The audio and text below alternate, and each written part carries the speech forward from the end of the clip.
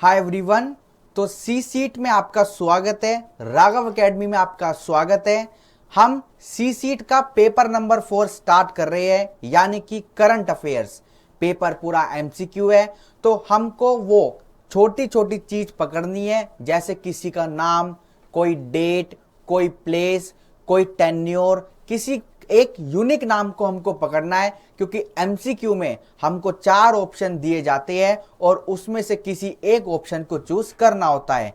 तो मैंने सारी स्लाइड्स को ऐसे डिजाइन किया है कि जो आपके बुलेट्स पॉइंट है उनको हाईलाइट करूंगा और उससे आपको एमसीक्यू में कोई भी दिक्कत नहीं आएगी। तो हम अपने करंट अफेयर्स के पहले चैप्टर पर आ गए हैं। चैप्टर का नाम क्या है? International and national bodies. तो चलिए इसको स्टार्ट करते हैं। बिल्कुल भी परेशानी नहीं होगी, बस वो जो मेन पॉइंट है उनको हमको याद रखना है, क्योंकि एमसीक्यू आएगा तो एमसीक्यू हमें कंफ्यूज करेगा, तो कंफ्यूज बिल्कुल भी नहीं होना है। जो मोटे मोटे पॉइंट्स है, जो मेन हेडिंग है, जो बुलेट्स है, उनको आपको याद रखना है। तो चलिए मैं स्टार्ट करता हूं और फिर एक एक करके सारी बातों को कंप्लीट करते हैं। ऑल राइट, चलिए।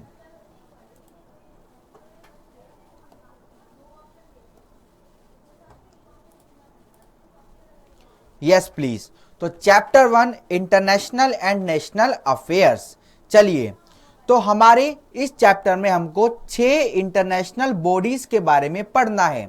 अगली कुछ स्लाइड्स में, अगली कुछ वीडियो में यही बात चलती रहेगी कि 6 इंटरनेशनल बॉडीज में जो हमारी ये गिवन है, जैसे आईएमएफ, हमारी एशियन, हमारी ब्रिक्स, हमारी सार्स, हमारी G20 और हमारी बिम्स्टेक, इनके बारे में बात होगी कि ये कब स्थापित हुई, इनका कार्य कैसा है, इंडिया से इनका रिश्ता कैसा है, क्या डेट थी जब मीटिंग हुई, जब समिट हुई। तो ये सारी चीजें हमको पढ़नी है और ये 6 इंटरनेशनल बॉडीज का टॉपिक खत्म हो जाएगा। तो अब मैं पहली इंटरनेशनल बॉडी पर जा रहा हूं। पहली इंटरनेशनल बॉडी आपकी क्या है? आईएमएफ, यानी कि इंटरनेशनल मॉनेटरी फंड, और ये इनका लोगो है, इंटरनेशनल मॉनेटरी फंड, जिसको शॉर्ट में हम क्या बोलते हैं? आईएमएफ। तो चलिए कुछ बातें स्टार्ट करते हैं आईएमएफ की। आइए। International monetary fund. The international monetary fund IMF is an organization. ये एक ऑर्गेनाइजेशन है किसकी? Of 189 countries. बस ये जो जैसे आपने लिखा ना 189 कंट्रीज, ये एमसीक्यू में पूछ लिया जाएगा। बताइए how many countries are there in the IMF. तो आपने याद रखना है देयर आर 189 कंट्रीज। बस ये छोटी छोटी बातें आपको याद रखनी है और आपका एग्जाम क्लियर हो जाएगा। Working to foster global monetary cooperation, ये किस लिए काम करती है? ग्लोबल मॉनेटरी कोऑपरेशन, याद रहे, ये भी पूछा जा सकता है। सिक्योर फाइनेंशियल स्टेबिलिटी, यानी कि फाइनेंशियल स्टेबिलिटी रहे हमारे कंट्री में, जिस भी कंट्री के आप निवासी हो वहां पर फाइनेंस की, रुपयों की कभी भी प्रॉब्लम ना आए। फैसिलिटेट इंटरनेशनल ट्रेड, हम आपस में ग्लोबली ट्रेड करें, ये भी काम होता है। प्रोमोट हाई एम्प्लॉयमेंट, सबको रोजगार मिले, इसका भी ये काम होता है। सस्टेनेबल इकोनॉमिक ग्रोथ, हमारी जीडीपी बढ़ती रहे, ग्रोथ बढ़ती रहे, ये भी काम होता है। And reduce poverty around the world, IMF का एक बहुत अच्छा काम है। ये चाहती है कि देश क्या, हमारी धरती के किसी भी कोने में गरीबी ना रहे। तो इनका मोटिव क्या है कि पॉवर्टी भी खत्म होए। तो ये सारे इनके क्या थे? मोटिव थे, फैक्टर थे जिनमें ये काम करती है। तो बेसिकली बस यही चीज आपको याद रखनी है। हां जी, आगे पढ़ते हैं। आईएमएफ क्रिएटेड इन 1945, जैसे ये याद रखना है, एमसीक्यू आ जाएगा। बताइए इन विच ईयर आईएमएफ इनकॉर्पोरेटेड। तो आईएमएफ आपकी कब बनी थी? 1945 में बनी थी। The IMF is govern by, IMF को कौन गवर्न करता है, कौन इसका हेड है? एंड अकाउंटेबल टू द, इसकी जो हेड है 189 कंट्रीज है, that make up its near global membership, और ये ग्लोबल मेंबरशिप है, कोई भी कंट्री इसका मेंबर बनना चाहती है तो मेंबरशिप लेके मेंबर बन सकती है। The IMF primary purpose, IMF का सबसे पहला पर्पस क्या है?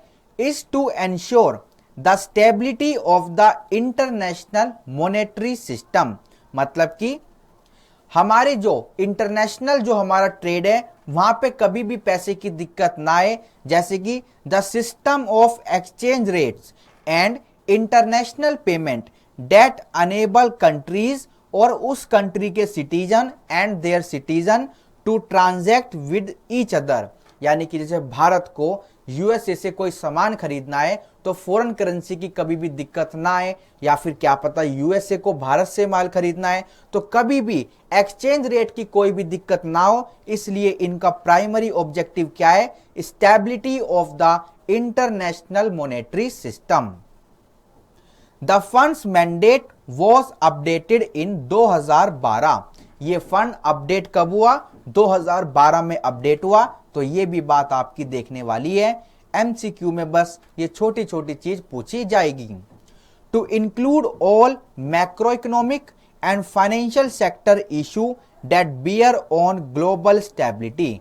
2012 में इन्होंने क्या और सोचा कि हमको मैक्रो इकोनॉमिक के बारे में भी चर्चा करनी चाहिए, इनके लिए भी काम करना चाहिए, और जो फाइनेंशियल सेक्टर के इशू है जो ग्लोबल स्टेबिलिटी को ठेस पहुंचाते हैं उसको भी पूरा करना चाहिए। ठीक है जी, तो ये था हमारा इंट्रोडक्शन। आइए आगे चलते हैं। Let us learn 5 fast fact of IMF। हम 5 फास्ट फैक्ट देखने जा रहे हैं किसके? IMF के। तो क्या पता MCQ आ जाए, मतलब MCQ में 4 ऑप्शन गिवन हो, तो जो 3 ऑप्शन गिवन होंगे वो तो इनमें से गिवन होंगे, बट चौथा ऑप्शन के पता नहीं वो क्या लिख दे। तो और आपको क्वेश्चन दिया जाए what is not the fast fact of IMF, तो जो वो आपको अलग चौथा ऑप्शन दिया जाएगा वो आपको टिक कर देना है। ठीक है, तो आपको याद रखना है कि 5 फास्ट फैक्ट IMF के क्या है। जैसे कि बात हो चुकी है 189 कंट्रीज को गवर्न करना पड़ता है। इसका हेडक्वार्टर कहां पर है? IMF का हेडक्वार्टर कहां पर है? वॉशिंगटन DC में है, याद रखने वाली बात है। एग्जीक्यूट बोर्ड, इसमें डायरेक्टर कितने हैं? 24 director, each representing a single country और ग्रुप ऑफ कंट्रीज। 24 डायरेक्टर है इसमें और 24 देशों के डायरेक्टर है, ये भी बात देखने वाली है। द लार्जेस्ट बोरोवर्स, इसके लार्जेस्ट बोरोवर्स कौन है? एक तो हमारे अर्जेंटीना, हमारे यूक्रेन, हमारी ग्रीस और हमारे इजिप्ट। तो ये बात भी याद रखना कि इनके ले जो लार्जेस्ट बोरोवर्स है वो कौन कौन है। तो ये चारों इनके लार्जेस्ट बोरोवर्स है। ये बातें बहुत इंपॉर्टेंट है, क्या पता इस वाले पॉइंट से भी MCQ बन जाए। मतलब कि आपको एक ऑप्शन दे दिया जाएगा अर्जेंटीना, आपका A ऑप्शन हो गया। B ऑप्शन आपको दे दिया जाएगा ग्रीस, C ऑप्शन आपको दे दिया जाएगा इजिप्ट, और 4th यानी D आपको दे दिया जाएगा दुबई। आपको बताना है, क्वेश्चन बोलेगा what is not the largest borrowers of IMF, तो आपको दुबई को टिक कर देना है। तो ऐसे MCQ बनते हैं, प्लीज आप अच्छे से इनको देखिएगा। लास्ट फैक्ट देखते हैं, द लार्जेस्ट प्रिकॉशनरी लोन्स इनका कौन सा है? मैक्सिको, कोलंबिया और मोरक्को। ठीक है जी, तो क्वेश्चन अगर बोले कि लार्जेस्ट प्रिकॉशनरी लोन्स इनके कौन से है, तो मैक्सिको, कोलंबिया और मोरक्को। ठीक है जी, बात समझ आई। चलिए आगे चलते हैं। लेट अस लर्न, चलो याद करते हैं 5 primary aims of IMF। IMF के 5 प्राइमरी एम्स क्या है उनको एक बार याद करते हैं। तो एक एक करके पढ़ेंगे और उनको अपने मन में याद करेंगे। आइए चलते हैं। The 5 primary aims of IMF are, तो पहला एम क्या है? To promote international monetary corporation, बात हो चुकी है, बिल्कुल हो चुकी है। To facilitate the expansion and balance growth of international trade, ये भी बात हो चुकी है। आपस में जो व्यापार है वो अच्छा होना चाहिए, स्टेबल होना चाहिए, कोई भी उसमें दिक्कत नहीं आनी चाहिए। और इनका मोटिव क्या है कि इंटरनेशनल ट्रेड आगे जाकर खूब बढ़े। To promote exchange stability, exchange stability यानी कि हमने देखा था कि सेल परचेज करने में कोई भी दिक्कत ना हो, एक्सचेंज रेट में कोई भी दिक्कत ना हो, यह भी इनका एक मोटिव रहता है। To assist in the establishment of a multilateral system of payment, payment करने के बहुत सारे सिस्टम होने चाहिए, यह भी इनका एक उद्देश्य है और इन्होंने इन उद्देश्य को पूरा भी कर रखा है। हमारे देश में आज बहुत सारे सिस्टम है। हमको क्या लगता है कि बाहर से कुछ भी ट्रेड नहीं होता, हमको क्या लगता है पाकिस्तान से कुछ भी ट्रेड नहीं होता, नहीं जी। जो भी हमारी ये कंट्रीज होती है, जो भी हमारी ये कंट्रीज होती है, इनसे चाहे हमारे कितने झगड़े हो, मीडिया वाले चाहे कितना ही कुछ बोले, बट व्यापार अपनी जगह और घरेलू रिश्ते अपनी जगह। ठीक है जी, चलिए लास्ट देखते हैं। To make resources available with adequate safeguard to member experiencing balance of payment difficulties, balance of payment difficulties ना आए तो जो भी आपके रेलेवेंट रिसोर्स है उनको पूरा कौन करती है, आईएमएफ करती है। ठीक है जी, बात समझ आई। चलिए यहां तक की बात आपको क्लियर होगी, आगे की स्लाइड पर चलते हैं। Let us see IMF in news, हमारे न्यूज चैनल में आईएमएफ की क्या क्या बात होती रहती है। हम जैसे कि बिजनेस की न्यूज चैनल नहीं देखते, वो बात अलग है, बट फिर भी देखने चाहिए। हम एक प्रोफेशनल कोर्स में आ चुके हैं, तो आइए एक बार देखते हैं IMF in news. IMF in news as economic recovery for India in 2020-21। IMF in news में कैसे रहा, इसने बहुत रिकवरी दिलाई इंडिया को 2020-21 में। कैसे दिलाई, आइए एक बार पढ़ते हैं। ये चीज आपको याद रखने वाली है और अपने देश भारत का नाम भी याद रखना जरूरी है। The international monetary fund which sharply cut India's growth rate has projected a recovery in 2020-21 as per the statement of IMF chief economist Geeta Gopinath. ये नाम याद रखना, गीता गोपीनाथ। ये क्या है, आईएमएफ के चीफ इकोनॉमिस्ट है, एमसीक्यू में पूछा जा सकता है। इन्होंने अपडेट करी 20 जनवरी 2020 को। क्या इन्होंने क्या बोला, India's growth is expected to shoot up. इन्होंने अपनी भविष्यवाणी करी, क्योंकि ये इकोनॉमिस्ट है। इन्होंने कहा इंडिया की ग्रोथ बढ़ने वाली है, शूट अप होने वाली है, from the estimate of 4.8% for the current fiscal year by 1%। जो 4.8% चल रहा था, इससे सीधा 1% इंक्रीमेंटल होके 5.8% ग्रोथ हो जाएगी। कौन से साल में, 2020-21 में। तो पूछा जा सकता है कि कितनी ग्रोथ हुई, कहां से ग्रोथ हुई और अब करंट ग्रोथ कितनी है। तो आपको ये सारी फिगर्स याद रखनी है। ठीक है जी, बात समझ आई। और ये नाम भी याद रखना है, गीता गोपीनाथ। आइए चलते आगे। IMF in news as IMF downgrades world growth wants of previous 2020। आइए देखते हैं इसमें क्या हमको क्या बुलेट्स पकड़ने हैं इसके।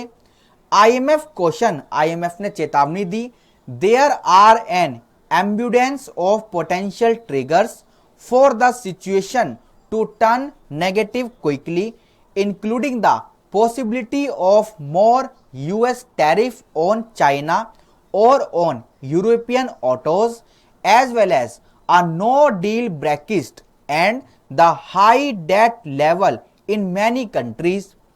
In its quarterly update, इन्होंने जब quarterly update the of its world economic outlook, the IMF trimmed the global forecast issued in April by 0.1 this year and next, with growth expected to hit 3.2% in 2019 and 3.5% in 2020। तो हमने क्या देखा कि अप्रैल में इन्होंने क्या किया, ग्लोबल फोरकास्ट को कट कर दिया, ग्रोथ को कट कर दिया 0.1% से, और फिर इन्होंने क्या किया, ग्रोथ की एक्सपेक्टेशन करी 2019 में 3.2 से रिलेटेड और 3.5 2020 से रिलेटेड।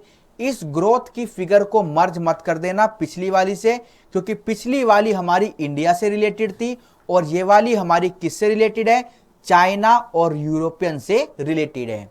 ठीक है जी, बात समझ आई। तो जब इंडिया की बात की जाए तो आपको ये सारे ग्रोथ रेट याद करने हैं, और अगर इंडिया की बात की ना की जाए तो आपको ये सारे ग्रोथ रेट याद करने हैं।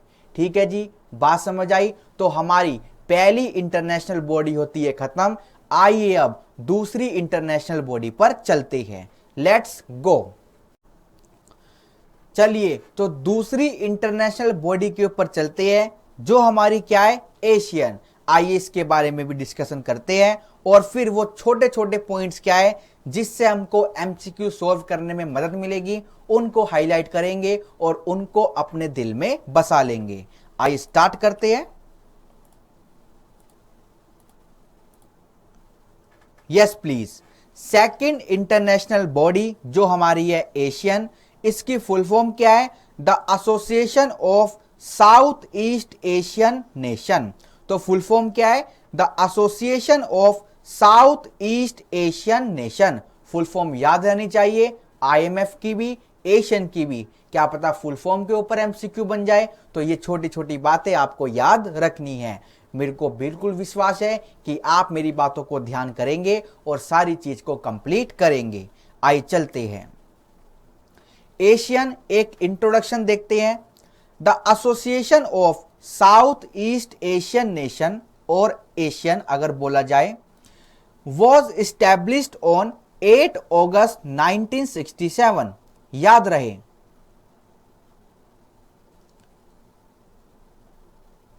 हाँ जी याद रहे, ये 8 अगस्त 1967 को स्थापित हुई थी। कहां पर, इन बैंकॉक थाईलैंड, यानी बैंकॉक थाईलैंड में ये स्थापित हुई थी। By the founding countries of Asian, यानी कि इसकी स्थापना किसने करी थी, पहली है इंडोनेशिया, दूसरी है मलेशिया, तीसरी है फिलीपींस, फिर है आपकी सिंगापुर और फिर है आपकी थाईलैंड। तो ये सारी कंट्री याद रहे कि सबसे पहले स्थापना एशियन की किसने करी थी। तो एशियन स्थापित कब हुआ था, 8 अगस्त 1967 को, और इसकी स्थापना किसने की थी, इंडोनेशिया ने, मलेशिया ने, फिलीपींस ने, सिंगापुर ने और थाईलैंड ने। इसके बाद क्या है, बर्निया दारुसलाम ज्वाइंड ऑन 7 जनवरी 1984। फिर एक और कंट्री इनके साथ ऐड हो गई, कौन सी, ब्रूनिया दारुसलाम। तो ये भी एक कंट्री है। 7 जनवरी 1984 को इन्होंने एशियन को क्या कर लिया, एशियन को ज्वाइन कर लिया। अभी हम देखेंगे कि एशियन में अब कौन कौन सी कंट्री आती है। 10 कंट्री आती है एशियन के अंदर, उनका नाम हम एक बार याद करेंगे, एमसीक्यू में पूछा जा सकता है। फिर वियतनाम ने ज्वाइन किया ऑन 28 जुलाई 1995। 28 जुलाई 1995 में वियतनाम ने एशियन को ज्वाइन किया। फिर लाओ पीडीआर एंड म्यांमार ने ज्वाइन किया कब, 23 जुलाई 1997 को। ठीक है, तो ऐसे कर करके ये 10 कंट्री बन गई। एंड कंबोडिया ऑन 30 अप्रैल 1999, तो इन्होंने भी ज्वाइन किया किसको, एशियन को, making up 10 member state of Asian.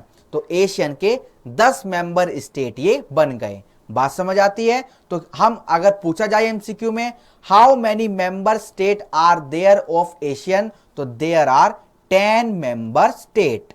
ठीक है जी, आइए एशियन का एम और पर्पस क्या है, आइए देखते हैं इनका एम और पर्पस क्या है। पहला देखते हैं, to accelerate the economic growth, economic growth को बढ़ाना, सोशल प्रोग्रेस को बढ़ाना, कल्चरल डेवलपमेंट को बढ़ाना इन द रीजन। दूसरा देखते हैं, टू प्रमोट रीजनल पीस, हमारे शहर में, हमारी कंट्री में शांति रहे और स्टेबिलिटी रहे। तीसरा देखते हैं, to promote active collaboration and mutual assistance on matters of common interest in the economic, social culture, technical, scientific and administrative field. तो एक्टिव कोलैबोरेशन रहना चाहिए, सब मेंबर एक्टिव रहना चाहिए और आपस में म्यूचुअल असिस्टेंस रहनी चाहिए। किस मैटर में? जिस मैटर में सबका हित जुड़ा हुआ है, चाहे वो इकोनॉमिक हो, चाहे वो सोशल हो, चाहे वो कल्चरल हो, चाहे वो टेक्निकल हो, चाहे वो साइंटिफिक हो, चाहे वो एडमिनिस्ट्रेटिव फील्ड हो। अगला देखते हैं fourth, to provide assistance to each other in the form of training. एक दूसरे को आप हेल्प करो, किस मदद में, किस फॉर्म में, कि एक दूसरे को आप ट्रेन करो। And research facilities in the कौन से फील्ड में? एजुकेशनल फील्ड में, प्रोफेशनल फील्ड में, टेक्निकल फील्ड में, एडमिनिस्ट्रेटिव स्पेयर्स फील्ड में। ठीक है जी।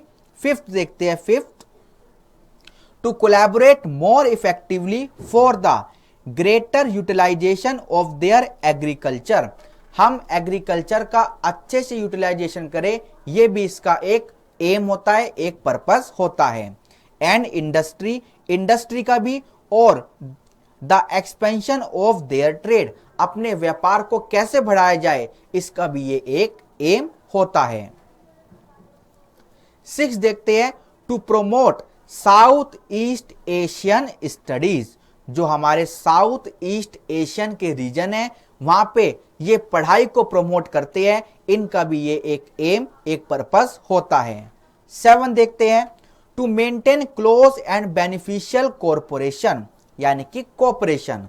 तो हम एक दूसरे के क्लोज रहे और एक दूसरे को बेनिफिट करें, एक दूसरे का साथ दे और सब साथ साथ चलते रहे, एक दूसरे में कोऑपरेशन रहे, ये भी इसका एक एम, एक पर्पस होता है। तो हमने क्या देखा? हमने 7 पर्पस यानी एम देखे, किसके? एशियन के। अगले टॉपिक पर चलते हैं, एशियन 10 मेंबर स्टेट। तो वो टॉपिक आ गया है, वैसे तो हम एक बार पढ़ चुके, बट फिर भी क्यों ना एक स्लाइड में देख लिया जाए कि कौन कौन से इनके मेंबर स्टेट है।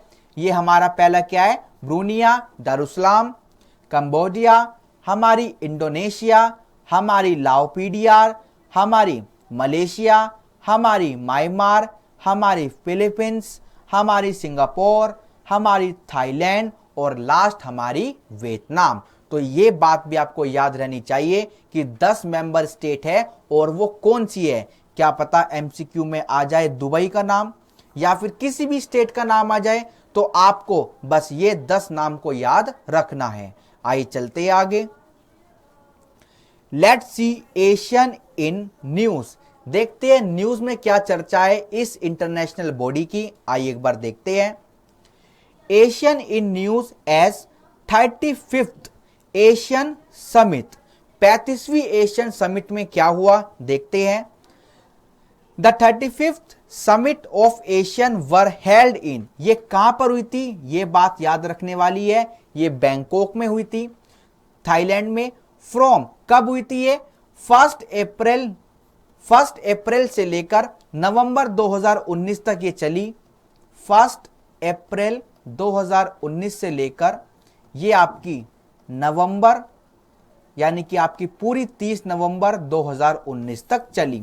ठीक है जी, बात खत्म होती है। इसके बाद देखते हैं थीम क्या थी। The theme of the summit was advancing partnership for sustainability. यानी कि ये समिट या मतलब इसको बोलते हैं गेट टुगेदर। ये गेट टुगेदर क्यों हुई? इसका मोटिव था कि हम पार्टनरशिप करें, हम मिलकर काम करें, जिससे क्या होगा? सस्टेनेबिलिटी हमारी कंट्री में बढ़ेगी। The next ASEAN summit is to be conducted in Vietnam in 2020। दूसरी समिट कब हुई? दूसरा गेट टुगेदर एशियन का कब हुआ? 2020 में हुआ। और ये कहां पर हुआ? ये आपका वियतनाम में हुआ। तो पहला बैंकॉक में हुआ और दूसरा आपका वियतनाम में हुआ। पहला 2019 में हुआ और दूसरा आपका 2020 में हुआ। ठीक है जी, चलिए एशियन इन न्यूज में अगला टॉपिक आता है इंडिया एशियन समिट 2019। एक गेट टुगेदर इंडिया में भी हुआ था। इसमें क्या चर्चा हुई थी आइए एक बार देखते हैं। The 16th India Asian summit was held on 3 नवंबर 2019 को। 3 नवंबर 2019 को बैंकॉक में हुई थी, थाईलैंड में। Following are the key highlights of the summit. उस गेट टुगेदर में क्या क्या बात हुई, क्या क्या हाईलाइट हुई। सबसे पहले हमारे मोदी जी की बात आती है। Shri Narendra Modi honourable prime minister of India expressed, इन्होंने एक्सप्रेस किया, इन्होंने बताया हिज कमिटमेंट, इन्होंने अपनी कमिटमेंट बताई to further strengthen the partnership through stronger surface maritime and air connectivity. Air connectivity हम रखेंगे और डिजिटल लिंक हम रखेंगे, यानी इंटरनेट का यूज करेंगे। तो आपको क्या लगता है, जो ये हमारे नरेंद्र मोदी जी, हमारे प्राइम मिनिस्टर, ये विदेश दौरे पे जाते हैं तो ये सारे काम ही तो होते हैं। इन्होंने क्या किया, वहां पे जाके बातचीत की, वहां पे इंडिया को रिप्रेजेंट किया और पार्टनरशिप को और मजबूत बनाया। इन्होंने कहा कि हम अपने सरफेस को और भी स्ट्रोंगर करेंगे, एयर कनेक्टिविटी लाएंगे और डिजिटल लिंक लाएंगे। India welcome the recent decision to review the ASEAN India FTA, और इंडिया ने भी, इंडिया के जो रिसोर्स है उन्होंने भी हमारे नरेंद्र मोदी जी की कमिटमेंट को वेलकम किया, उनका पालन किया। India express its desire to strengthen partnership in the areas of maritime security, blue economy की और आपकी ह्यूमैनिटेरियन एड। इकोनॉमिक यानी कि हमारी जो इंडिया है, उन्होंने अपनी शक्ति निभाई इन सारे फील्ड्स में। ये सारे फील्ड्स आपको याद रहने चाहिए। लास्ट देखते हैं, बोथ साइड, दोनों तरफा ये एग्रीड हुआ to continue the implementation of the Delhi declaration as the outcome to mark the 25th anniversary of ASEAN India. ये तय हुआ कि जब 25वीं एनिवर्सरी आएगी तो हम वो दिल्ली में मनाएंगे। तो ये बात भी याद रहनी चाहिए कि 25वीं एनिवर्सरी कहां पर मनेगी, दिल्ली में मनेगी। ठीक है जी, चलिए लास्ट टॉपिक देखते हैं, ASEAN in news 5th ASEAN youth video contest. 5वां एशियन यूथ वीडियो कंटेस्ट हुआ। इसमें क्या हुआ, the awarding ceremony of the 5th ASEAN youth video contest was held on. ये कब हुआ, ये बात देखने वाली है। जुलाई 2019 में हुआ, 19 तारीख को हुआ। कहां पे हुआ, इन वेंटियन में हुआ, लाओपीडियार यानी लाओपीडियार स्टेट में हुआ। एट द गैला dinner of the 11th Asian ministerial meeting on youth. तो आपको ये डेट याद रखनी है और आपको ये प्लेस याद रखना है। Ilia Pranama from Indonesia, Dinana C from Singapore and Enolek Devong from Lao PDR were awarded. तो इन तीनों को क्या मिला, इन तीनों को अवार्ड मिला। एज द फर्स्ट, इसको मिला फर्स्ट अवार्ड, इसको मिला सेकंड अवार्ड और इसको मिला थर्ड अवार्ड, विनिंग रेस्पेक्टिवली। तो ये बात भी ध्यान देने वाली है, पहला अवार्ड किसको मिला, वो कौन से स्टेट से था, दूसरा अवार्ड किसको मिला, वो कौन से स्टेट से था, और तीसरा अवार्ड किसको मिला और वो कौन से स्टेट में था, और अवार्ड कहां मिला, 5th ASEAN youth video contest में मिला। ठीक है जी, बात समझ आती है। तो इसी के साथ हमारी दूसरी इंटरनेशनल बॉडी भी होती है खत्म। इसके बाद अगली इंटरनेशनल बॉडी पर चलते हैं। ठीक है, तो चलिए लेट्स गो। ऐसी छोटी छोटी बातें आपको पकड़नी है और पूरा पेपर आपको टिक टिक करके कंप्लीट कर देना है। तो चलिए तीसरी इंटरनेशनल बॉडी पर चलते हैं। आइए तीसरी इंटरनेशनल बॉडी पर चलते हैं, जिसका नाम है शॉर्ट में ब्रिक्स। तो मैं आपको बताना चाहता हूं फुल फॉर्म क्या है। हमारी कंट्री ब्राजील, हमारी कंट्री रशिया, हमारी प्यारी इंडिया यानी हमारा देश, हमारा भारत, फिर हमारे दोस्त, हमारी नेबर कंट्री चाइना, और फिर आपकी साउथ अफ्रीका। तो इनकी एक एसोसिएशन है जो इंटरनेशनल बॉडी में आती है और हमारा देश भी इनका हिस्सा है, यानी इंडिया भी इनका हिस्सा है। तो हमारी शॉर्ट फॉर्म क्या है, शॉर्ट फॉर्म है ब्रिक्स और फुल फॉर्म मैं आपको बता चुका हूं। तो आइए इसका इंट्रोडक्शन एक बार देखते हैं। BRICS introduction. BRICS is an informal group of states comprising the Federative Republic of Brazil हमने बात की, द रशियन फेडरेशन हमने बात की, द रिपब्लिक ऑफ इंडिया हमने बात की, the people Republic of China हमने बात की, and the Republic of south Africa. तो इन सब के यहां पर कैंडिडेट यानी रिपब्लिक नाम से जो हम बोलते हैं वो इंक्लूड है। ऑन 20 सितंबर 2006, 20 सितंबर 2006 को क्या हुआ? The first BRICS ministerial meeting was held at the proposal of Russian president. Russian president का नाम क्या लिखा यहां पे? Vladimir Putin. On the margin of a UN general assembly session in New York. तो 20 सितंबर 2006 को पहली मिनिस्ट्रियल मीटिंग हुई थी, किसके कहने पर? रशियन के प्रेसिडेंट के कहने पर, जिनका नाम भी यहां पर गिवन है, ठीक है जी। और ये कहां पर हुई थी? न्यूयॉर्क में हुई थी। Foreign ministers of Russia, Brazil and China and the Indian defence minister took part in the meeting. इस मीटिंग में कौन कौन आया था? रशिया, ब्राजील, चाइना के तो कौन आए थे? फॉरेन मिनिस्टर आए थे, और इंडिया के डिफेंस मिनिस्टर वहां पर गए थे। They express their interest in expanding multilateral cooperation. इन्होंने वहां पे जाके क्या बात की कि हमारे आपस में कोऑपरेशन बनना चाहिए, मल्टीलेटरल कोऑपरेशन बनना चाहिए, ठीक है जी। इन 2006, 2006 में क्या हुआ? India became the head of the association. 2016 में जब हमारे मोदी जी आए तो ब्रिक्स का हेड कौन बन गया? इंडिया बन गया। तो ये बात याद रहनी चाहिए। 8th समिट, जब हमारा 8वां गेट टुगेदर हुआ ऑफ ब्रिक्स का, which was held in the India, और वो इंडिया में हुआ, कहां पर? गोवा में। याद रहे, तो 8वां गेट टुगेदर कब हुआ? वो हुआ आपका 2016 में। कहां पर हुआ? इंडिया में हुआ। कौन से राज्य में हुआ? गोवा में हुआ। ऑन 15-16 अक्टूबर, तो 15 अक्टूबर और 16 अक्टूबर 2 दिन ये चला।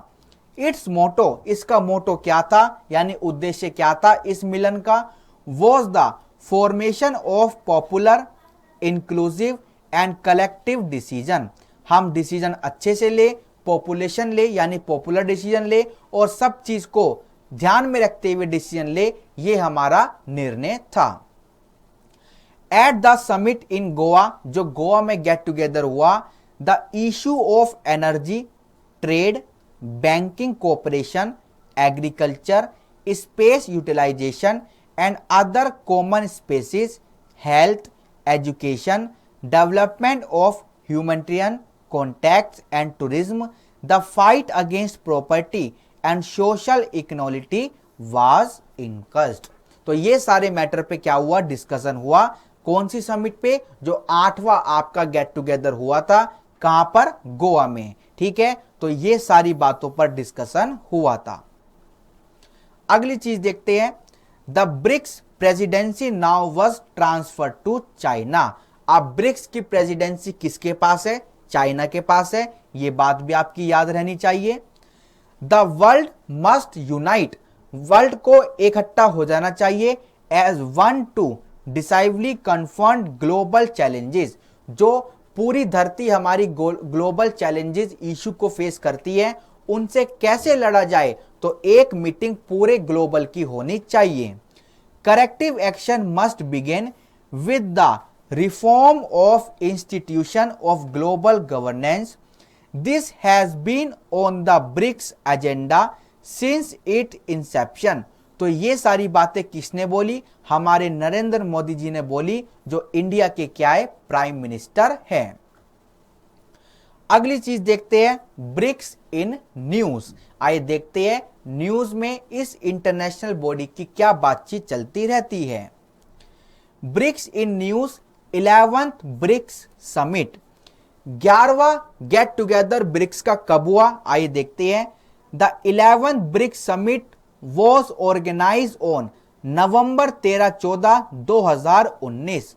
2 दिन चला, 13 नवंबर और 14 नवंबर 2019 को, और ये कहां पर हुआ? ब्राजील में हुआ, ब्राजील के ब्राजीलिया में हुआ। द थीम क्या थी, मोटिव क्या था मिलने का of the summit was economic growth कैसे बढ़ाई जाए for an innovative future. Future हमारा बहुत इनोवेटिव है, यहां पे सब काम इलेक्ट्रॉनिक होने जा रहा है, तो फ्यूचर में ग्रोथ कैसे लानी है, ग्लोबल ग्रोथ कैसे लानी है, इस पर चर्चा हुई। तो डेट याद रहे 13-14 नवंबर 2019 को, और कहां पर हुई, ब्राजील में हुई, और क्या नंबर था, 11वां गेट टुगेदर था। India's highlight at the summit, India ने मतलब कि नरेंद्र मोदी जी ने क्या बोला, intra BRICS trade accounts for just 15% of world trade, it needed to be increase. जो ये 15% की फिगर है इसको बढ़ना चाहिए। ये क्या है, ट्रेड अकाउंट है इंडिया का, यानी ब्रिक्स में इंडिया का जो योगदान है वो 15% है, इसको बढ़ना चाहिए, ये बात हुई। India propose to hold the first meeting of BRICS water ministers in India, India ने कहा कि वोटर मिनिस्टर जो इंडिया के हैं उनकी भी एक मीटिंग होनी चाहिए। इंडिया हाईलाइटेड, इंडिया ने क्या कहा, the menace of terrorism which has resulted in the loss of $1 trillion to the world economy, India ने अपना दुख जताया कि उनको 1 ट्रिलियन का लॉस हुआ। तो यहां पे हमारे सारे मिनिस्टर मिले थे और हमारे श्री नरेंद्र मोदी जी भी यहां पर थे। ठीक है, चलिए ब्रिक्स इन न्यूज में अगला टॉपिक है, India R-27 deal with Russia, Russia से इंडिया ने मिसाइल मंगाई। India has sign a deal worth ₹1500 crore to buy R-27 air to air missiles from Russia. तो इंडिया ने 1500 करोड़ का क्या किया था, कॉन्ट्रैक्ट किया था कि वे R-27 नाम की एयर टू एयर मिसाइल मंगाएंगे, कहां से, रशिया से। तो ये फिगर आपको याद रहनी चाहिए, ये 1500 करोड़ वाली फिगर भी याद रहनी चाहिए, और ये R-27 जिस मिसाइल का नाम है ये भी याद होनी चाहिए, मैंने यहां पर आपको दिखाया भी है। R-27 air to air missiles will be equipped on the Su-30 MKI fighter jet.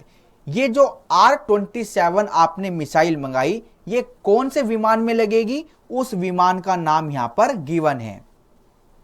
R-27 is a medium range air to air missile which was initially developed for MiG, जो हमारा मिज एक विमान है, बहुत फेमस है, सबसे पहले ये इसके लिए बनी थी और उसके बाद सुखियो फाइटर जेट के लिए बनी थी। Indian air force has signed ₹7600 crore deals in the past 2 months. फिर इंडियन एयरफोर्स ने अपना जादू दिखाया और 7600 करोड़ की डील करी पिछले 2 महीनों में। ठीक है जी, मैं बता रहा हूं, ये 1500 करोड़ की फिगर याद रहनी चाहिए, ये विमान का नाम याद रहना चाहिए। सबसे पहले ये किसके लिए बना, मिज और सुखियो फाइटर्स के लिए बना। Indian R-27 deal with Russia में कुछ और बात देखते हैं। The R-27 AA-10 Elmo is an air to air guided missile, Russian firm Vympel and Eurasian firm Atom manufacture this missile. ये R-27 मिसाइल को किस किसने बनाया, उनका नाम भी गिवन है, ये नाम याद रखना। Russian air force deployed these missiles in 1990s on its 4th generation fighter jet.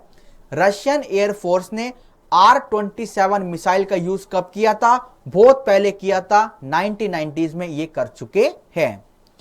The actual design of R-27 missiles was started in 1962। सबसे पहले इसका डिजाइन कब बना था, 1962 में बना था। while its production was started in 1986। Missile का डिजाइन तो पहले ही बन चुका था, बट इसका एक्चुअल प्रोडक्शन कब स्टार्ट हुआ, 1986 में। तो ये बात भी याद रखने वाली है। More than 25 countries are taking service of these missile. 25 देश रशिया से ये मिसाइल खरीद रहे हैं और जिसमें हमारे भारत का भी नाम है। रशिया का नाम माना जाता है कि इनके पास बहुत अच्छे इक्विपमेंट होते हैं, तो इनसे पंगा नहीं लेना चाहिए वरना आपको भारी पड़ जाएगा। R-27 missile can destroy air target even in adverse weather condition. ऊपर बादल कितने ही हो, बारिश कितने ही हो, धूप कितने ही हो, ये जो टारगेट इन्होंने एयर में तय कर लिया, हवा में तय कर लिया, उसको डिस्ट्रॉय कर देते हैं चाहे वेदर कितना ही हो। तो बहुत खतरनाक मिसाइल है ये R-27। आइए कुछ और बात देखते हैं R-27 की। Length of the missile is 4 metre. पूछा जा सकता है कि बताइए R-27 की लेंथ कितनी है, तो 4 मीटर की लेंथ है। वाइल बॉडी डायमीटर, इनका बॉडी डायमीटर कितना है, 0.23 मीटर, 0.23 मीटर, और वेट कितना है, 253 किलोग्राम। तो 250 किलो, 253 किलोग्राम इसका वेट है। वंस मिसाइल एयर लॉन्च, अगर एक बार गोली निकल गई, एक बार अगर मिसाइल निकल गई, it can strike radio emitting air target during day और नाइट, चाहे दिन हो चाहे रात हो, ये अपना टारगेट ढूंढ लेगी। The R-27 P1 has a range of 72 kilometre की रेंज है, while the R-27 EP1 can engage target with in the range of 110 kilometre. तो जो R-27 P1 है उसकी रेंज कितनी है, 72 किलोमीटर, और जो R-27 EP1 है उसकी रेंज कितनी है, 110 किलोमीटर। ठीक है जी, याद रहे। तो ये सारी फिगर आपको याद रखनी है, और इसी के साथ तीसरी इंटरनेशनल बॉडी खत्म होती है जिसका नाम था BRICS. Brazil, Russia, India, China, South Africa की ये एक एसोसिएशन है।